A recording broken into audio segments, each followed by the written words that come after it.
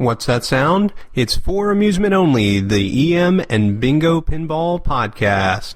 Happy birthday to the For Amusement Only EM and Bingo Pinball Podcast. Well, it's been a fun year. Welcome to episode 365 of the For Amusement Only EM and Bingo Pinball Podcast. I'm Nick Baldridge. Tonight is going to be the last in my series of daily episodes. After tonight's episode, I'm going to move to a bi-weekly format, which I'll discuss more towards the end of this episode.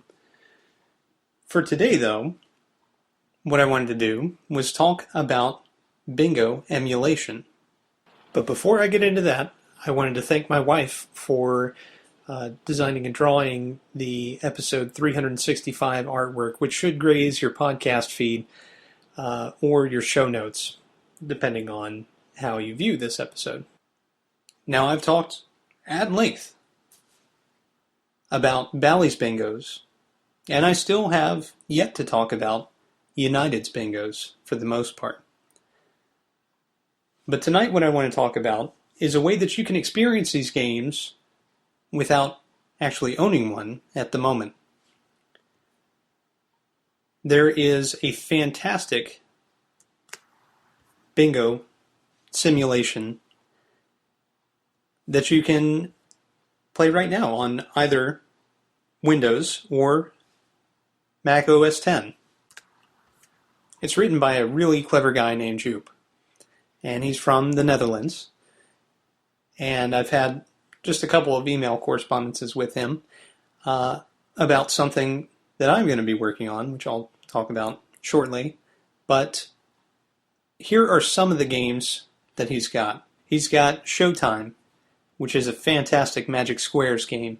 He's got Silver Sails, one of the most desirable Magic Screen bingos. It's one of the two with the gate feature. He's got Bounty. You've heard me wax rhapsodic about that for 364 previous episodes. That's the only bingo with the skill shot feature. He's got Sun Valley. Sun Valley is one of my absolute favorites. You can reposition every number on the back glass. It's Magic Squares and a Magic Line. Key West. Key West is a fantastic Magic Squares game with Select a Score. You can change, if you have a winner in the yellow, you can actually change to the red odds. And if you have a winner in the red, you can change to the yellow odds. It's pretty nifty. It's got Miss America Deluxe, one of the last Miss Americas that Bally built. Miami Beach. This is the only game with a magic curtain. Double Header. The extremely rare 2 bingos in 1. Lido. One of the 2 Futurity games. Magic Ring.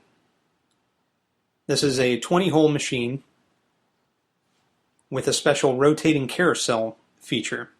Now, I had never played one previous, but I downloaded his simulation and it gave me a great feel for how this game would play in real life. Gaiety. That's one of the 2 Magic Pockets games. Yacht Club. That's the one with the lighted sections scored, so you can earn additional cards, additional positions to highlight. Dude Ranch has 2 different bingo cards, and you can win on both at the same time. And he has more in the pipeline. Now, Joop is a very clever guy, and Joop, if you're listening, I apologize if I butchered the pronunciation of your name. But these are fantastic emulations. He spent a lot of time dealing with ball physics, and the ball does tend to roll as it does in real life. You get a really good sense for how the ball will travel on this playfield. For those of you that are downloading right now, what I would advise is that you play these as you do a real bingo, and that is that you have to click on the machine to insert your money. You also have to click on the machine to push any of the buttons. So what I would suggest if you're just starting out, having never played a bingo previously, is to start with a game like Miss America Deluxe, or perhaps Key West.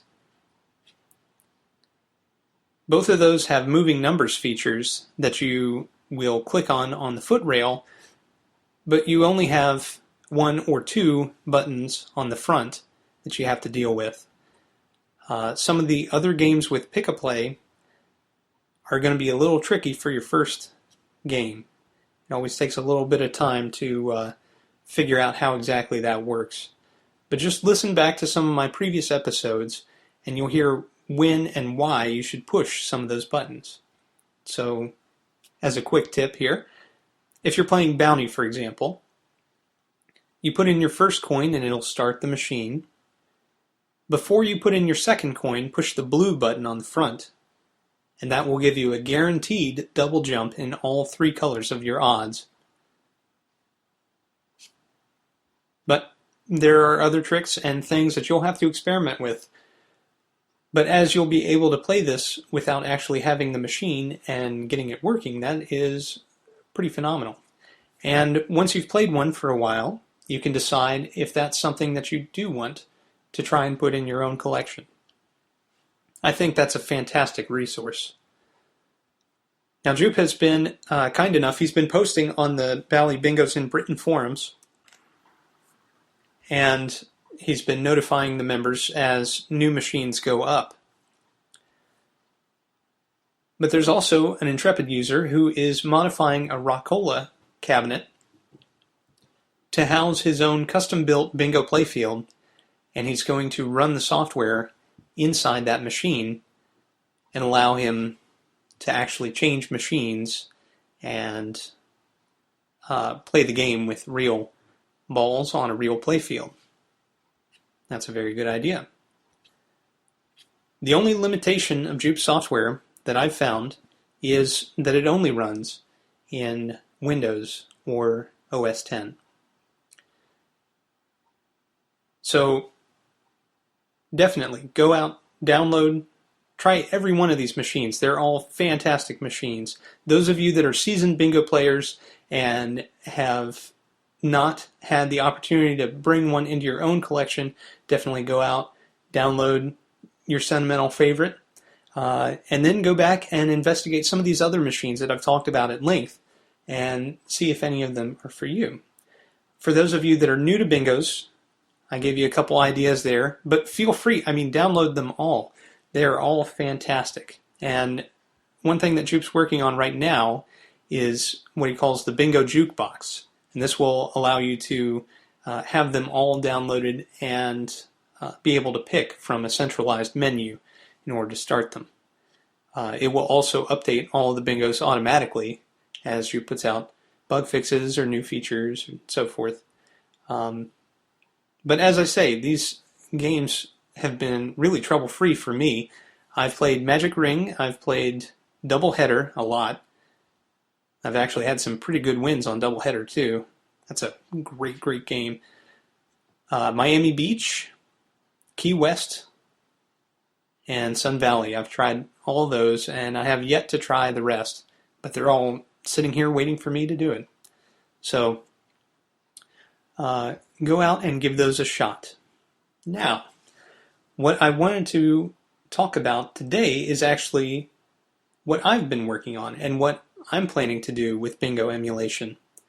So, as with the fella on the Bally Bingos in Britain forums, what I'm planning to do is to develop a system that will allow you to use real bingo hardware for the lower cab and an LCD monitor for the backbox. The backbox will either be a trashed backbox from a game, or I will custom build one to the same size and shape specifications of your typical Magic Screen backbox. Those are the tallest that Bally made. The plan is that I will write code to interface with the hardware on the playfield, the hardware for the lifter motor, the hardware for the switches, the hardware for the shutter motor, and all the switches on the front and foot rail of the game. Now, what I'm planning to do is to have swappable playfields. So the brains of this machine are going to be a simple system on a chip setup. Something with enough processing oomph to output to an LCD monitor in a relatively high resolution. But as far as switch handling and so forth, what I'm going to be using is the PROC system. Now this is a board set that is fairly straightforward. It can handle high-powered driving of various items, such as motors, and it appears that it'll work without blowing up or catching on fire, which is really what I'm looking for when it all comes down to it. So, I have absolutely zero experience with PROC. I have zero experience with custom pinball development. So, this is going to be quite the experience here. What I am doing and how I differ from Joop's approach, aside from being able to run from a Linux-based system on a chip, that way I can custom compile the kernel with low overhead and set it up to automatically bootstrap and run my little game program. But I am also implementing items like the mixers and the reflex for each game independently, as electrically accurate as possible. So I'm reviewing schematics. I am reviewing documentation where available on Phil Hooper's awesome site, bingo.cdyn.com. And I'm going to make the source code available for anybody that wants to do the same. Now, this source code will not include the assets for the back glasses. And the other big limitation is that you will have to have your own cabinet in order to interface with this. But you can emulate that using a computer keyboard. Now, one thing that's worth noting is that the number of switches that your typical bingo has in order to determine balls in the trough, balls on the playfield, if your lifter has lifted, and various other minor things like tilt. Who needs that? Make this a fairly complex pinball machine. So if you think about your typical flipper machine, the number of switches is actually fairly limited if you're going to replace, say, the score motor with a solid-state component. But if you're looking at a bingo, the number of switches that you have to keep track of, even if you're replacing all of the thinking parts with a computer, is actually fairly high. So what I'm planning to do, and what I've started doing, is implementing Nightclub, which is my favorite bingo, but I realized rather quickly, not super quickly, but rather quickly, that it was probably a little ambitious for my first game to implement. And so I've been helping various people with Coney Island bingos, and that's actually the second bingo that Bally produced. And I figured, since I'm familiar with that game, I've played it myself, and I'm reading through the schematics and manual anyway in order to help these folks, why not start with Coney Island? Coney Island also has no backlash animation, which is another weak spot for me. I am not a graphics person. So, I can work my way around the Gimper or Illustrator if need be, but 3D rendering is a little beyond me. I've used Blender in the past, but I'm not very good at it. So we will see what happens. At the moment, what I've got is a machine that will boot, and it will read all the switches, all the trough switches, the tilt, your shooter lane switch, and all of your playfield switches. But what it doesn't do is actually function. So where I'm having trouble is actually displaying the backlash image that I'm using as a test here. So once I figure out that, things should move along a little more quickly. Now, once Coney Island is implemented, I'll be able to go back and implement bright lights, and I'll be able to go forward and implement the third and fourth games that Bally produced rather easily. The nice thing about Bally's games is that they moved incrementally, except for minor exceptions where they switched from one system to another, like, say, from Magic Squares to Magic Screen. You don't have giant jumps in hardware or capability. This is really good for a project of this magnitude because I'll be able to very easily move from machine to machine. Now, starting with this as a focus, running off the actual hardware, having a coin door with a coin mech, and being able to put in your own nickels and start up the game. Not to mention the fact that I'm actually going to have swappable playfields. So by my reckoning, you're going to need 3 different playfields in order to emulate every single bingo that Bally produced. You'll need one with the mechanisms for hold, like Palm Springs.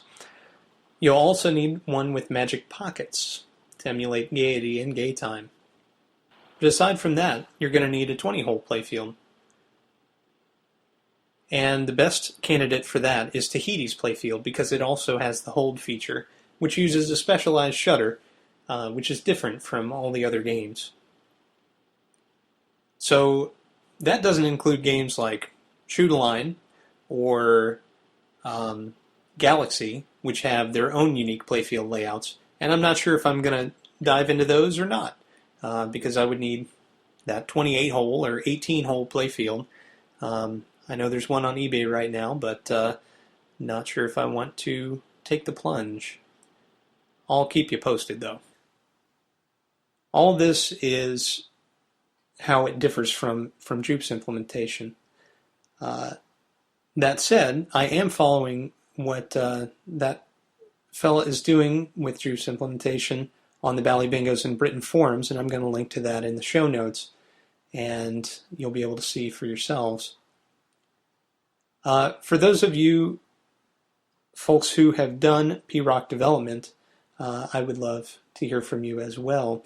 I have a few questions, and it's pretty interesting developing a flipperless game for a system that is made to handle flippers. Now, obviously, I've removed any flipper logic and so forth, and that's gone very well.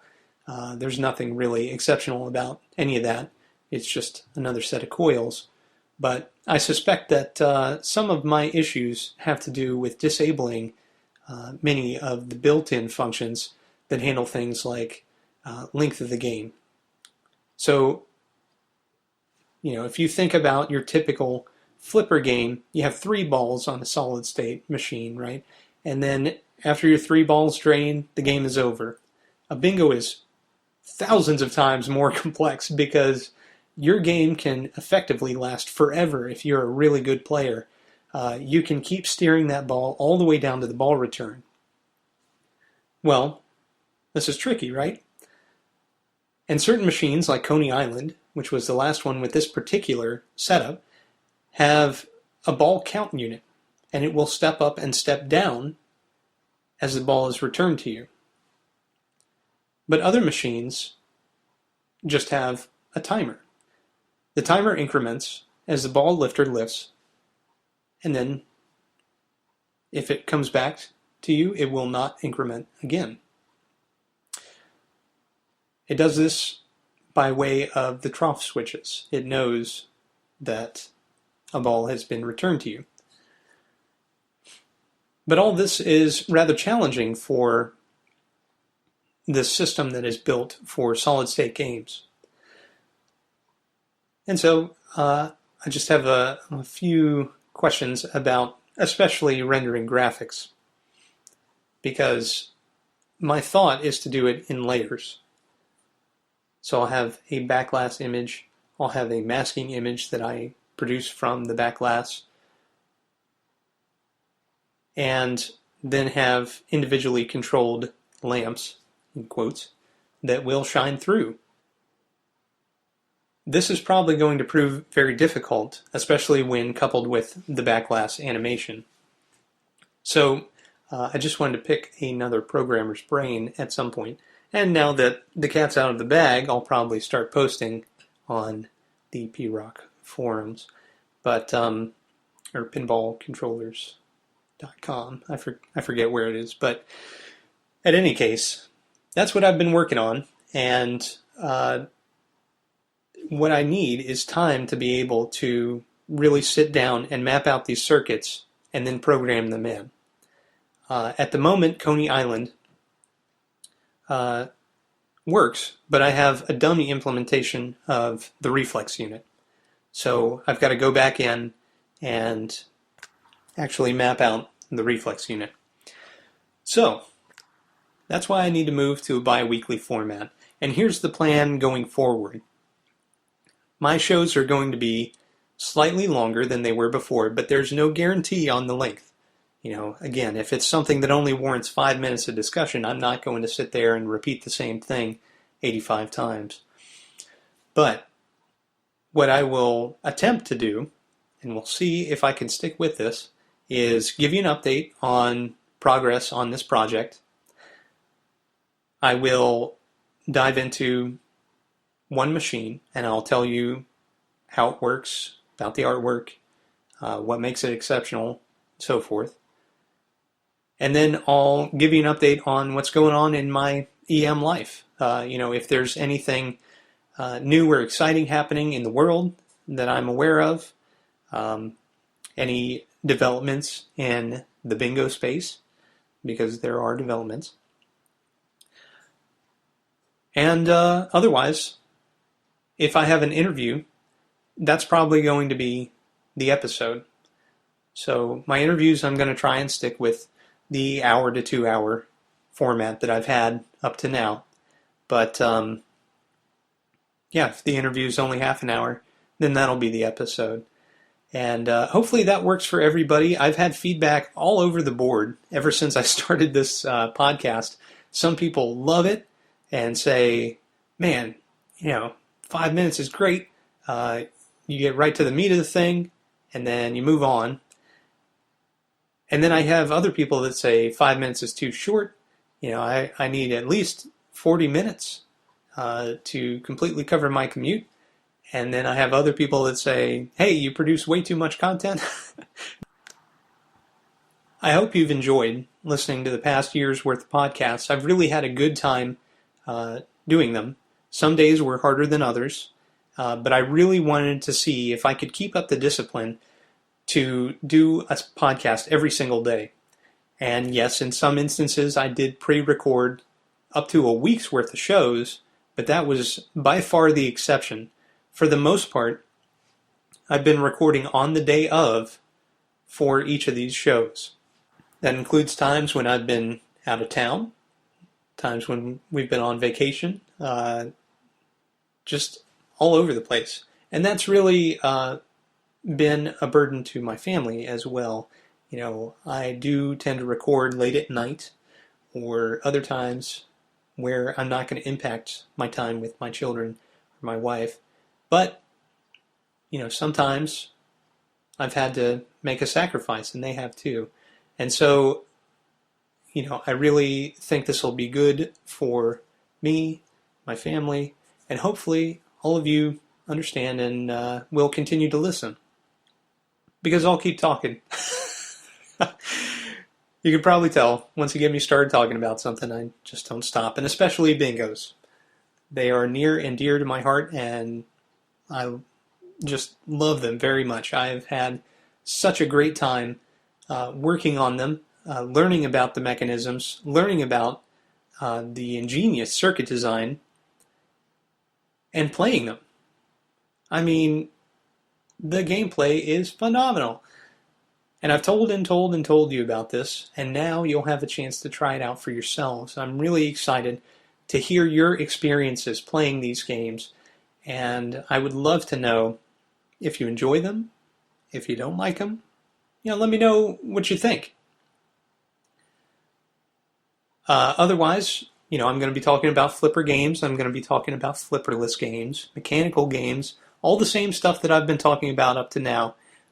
This will just give me the ability to work on this project for several days without having to stop and use some of that little bit of spare time that I have to record the podcast. Thank you to all of my listeners, to my guests, and anybody who has taken the time out of their day to shoot me an email telling me how much they enjoy the show. That kind of stuff really makes my day, and I very much appreciate it. Those people who've left iTunes reviews, all that stuff, it really makes me glad that people enjoy it. So thank you all for coming with me on this journey this past year. And again, I hope you continue with me for the next year and into the future. I'll still be here. Well, thank you very much for listening all the way up to this point. My name again is Nick Baldridge. You can reach me at foramusementonlypodcast@gmail.com, or you can call me on the Bingos line. That's 724-BINGOS-1, 724-246-4671. You can listen to us on iTunes, Stitcher, Pocket Casts, via RSS, on Facebook, on Twitter at Bingo Podcast. You can follow me on Instagram, also at Bingo Podcast, or you can listen to us on our website, which is foramusementonly.libsyn.com. Thank you very much for listening, and I'll talk to you next time.